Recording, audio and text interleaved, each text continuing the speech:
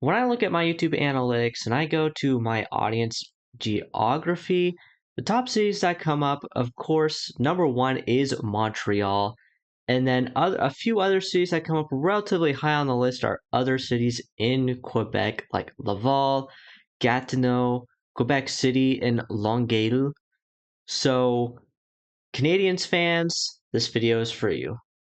On draft day, I was not that thrilled with the Montreal Canadiens draft class, and if you saw my video grading every team's draft, I did give the Canadiens a B minus, largely because they did pass on Shane Wright, which I thought was a mistake, and I did dock them a lot of points for that. However, now that I've had a couple of days to really look back over it, I do kind of like their draft class a bit more. It has grown on me.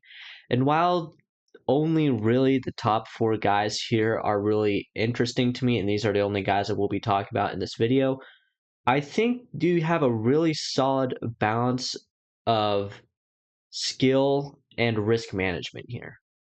Now, of course, famously, they selected with the first overall pick Yuri Slafkovsky. Now, again, I still would have taken Shane Wright here. I still think he was the best player available in the 2022 NHL draft class. However, I do see the appeal with Slavkovsky. I think he'll be a really good goal scorer potentially at the NHL level.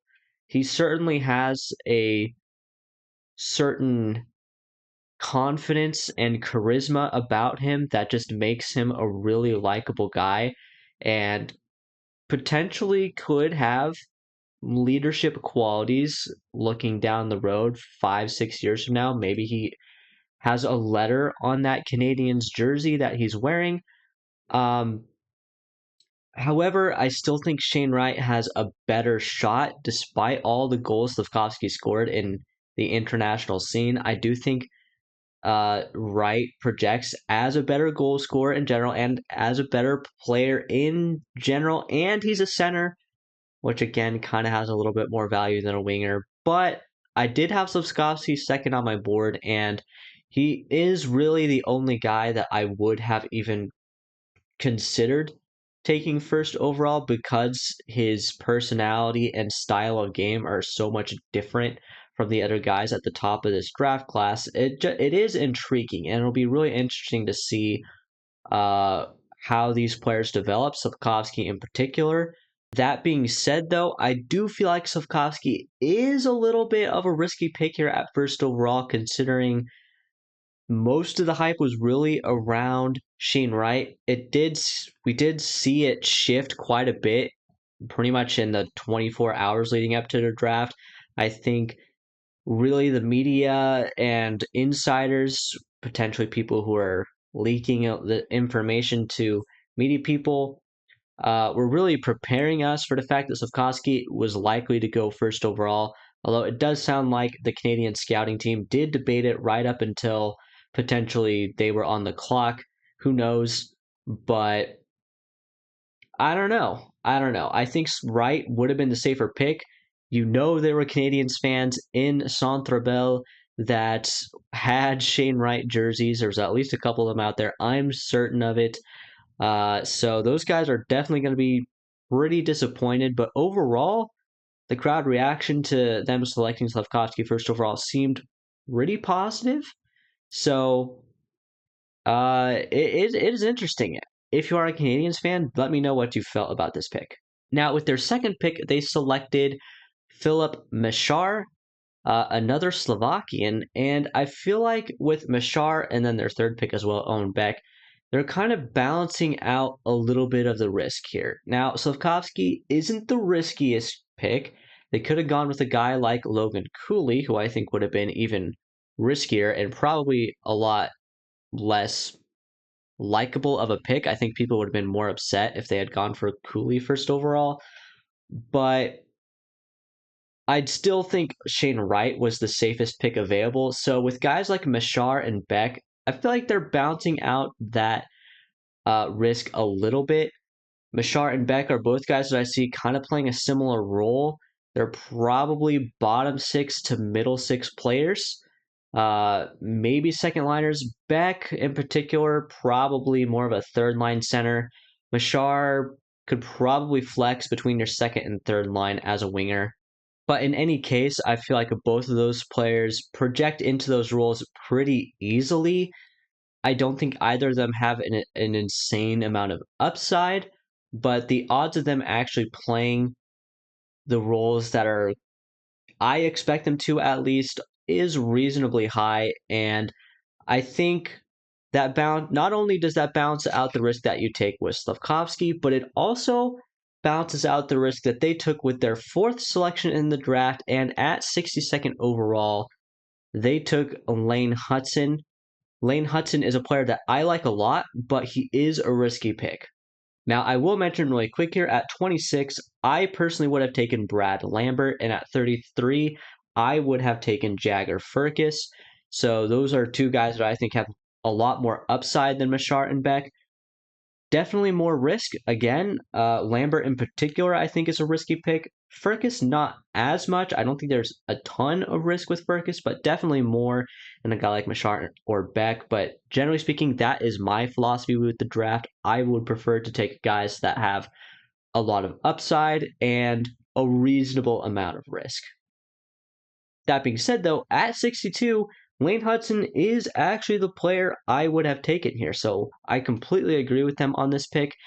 I think 62 is quite low for Hudson. I had him at 38, I think, just outside my first round. And with him, really, the sky is the limit. Some people are comparing him to Quinn Hughes, and I could kind of see it, actually. I kind of see the comparison.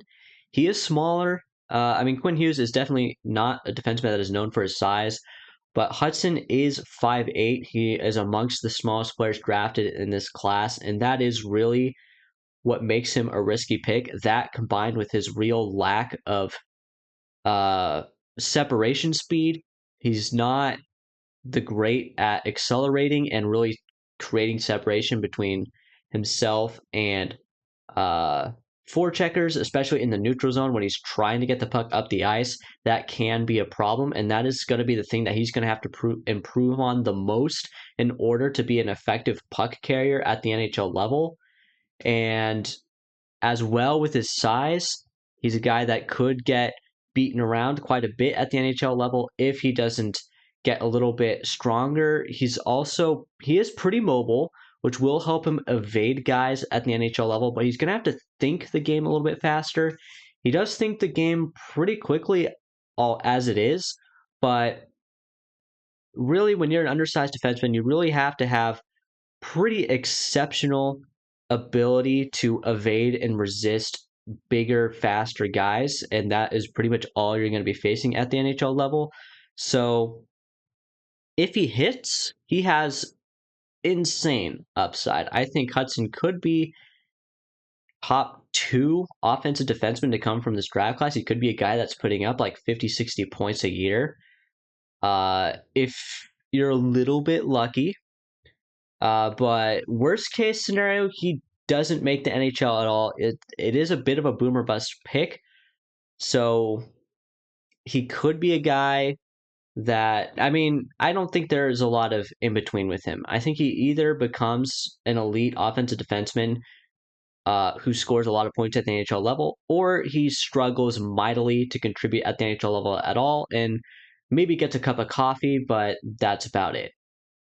That being said, though, Hudson is a guy that I would definitely bet on. I like him a lot, and I 100% would have taken him 62nd overall. Now, the rest of the guys the Canadiens picked, none of them really stand out to me that much. Vincenz Rohrer, their next pick at 75th overall, I think could be a solid physical bottom six guy, even though he's not that big. He does kind of play a bit of a physical style game. So he's definitely a guy who could probably be a fourth line center, maybe a third line center, or maybe he gets moved to the wing. But I think most likely role is he plays as a solid fourth line center in the league who does have a bit of a shot. You know, he could score. Maybe he scores like 10 to 15 goals a season, which as a fourth line center certainly isn't that bad. Now, the rest of their picks after that don't really interest me that much. They're mostly guys I don't know too much about, except for Miguel Torigny. I hope I am pronouncing that name somewhat close to correctly there. You can correct me if I'm wrong, but he was their final pick of the draft, and at 216th overall, I don't hate it. Now, he is another very small, undersized defenseman, so they're kind of banking on the undersized defenseman here. But again, it's a seventh round pick, so if he doesn't pan out, it doesn't really matter to them. He's another guy that I believe is listed at 5'8", very similar size to Lane Hudson, and he is a double overager playing in the Quebec League this year, but he scored a lot of goals. He plays a pretty interesting style where it's almost comparable to Denton Mateychuk in terms of their style. I think with Mateychuk, there's more skill there for sure, which is why he got drafted in his first year of eligibility. That plus he does have a bit of size on Torigny, which certainly helps. But honestly, he's not a guy that I really think is going to translate to the NHL level at all. Statistical models are going to like him because of his point production, and most statistical models are points based. However, given his size and his style of hockey he plays as a defenseman, I just don't see it really working out. But if it does, he's a very interesting player, and he could be another guy who contributes a very solid amount of offense to the NHL level. All right, guys, that'll be it for this video. Thank you so much for watching. If you are a Canadiens fan, let me know what you feel about this draft class in general. Did you like it? Did you hate it? Did you want Shane Wright first overall? Did you want somebody else, maybe Logan Cooley? Or perhaps you really like Slafkovsky's confidence and his shot? Or maybe you like something else about this game? Let me know in the comments below. If you did believe this video deserved a like, please do give it one. That really helps me out, helps the video spread to other people, helps the channel grow. All things that I'm trying to do here. It's at no cost to you. If you do want to stick around on the channel for a bit as well and check out another video, I will leave a video on screen now for you guys to click on. You could click on it if you want to. Don't if you don't want to. Either way, whatever you do, guys, have a nice day.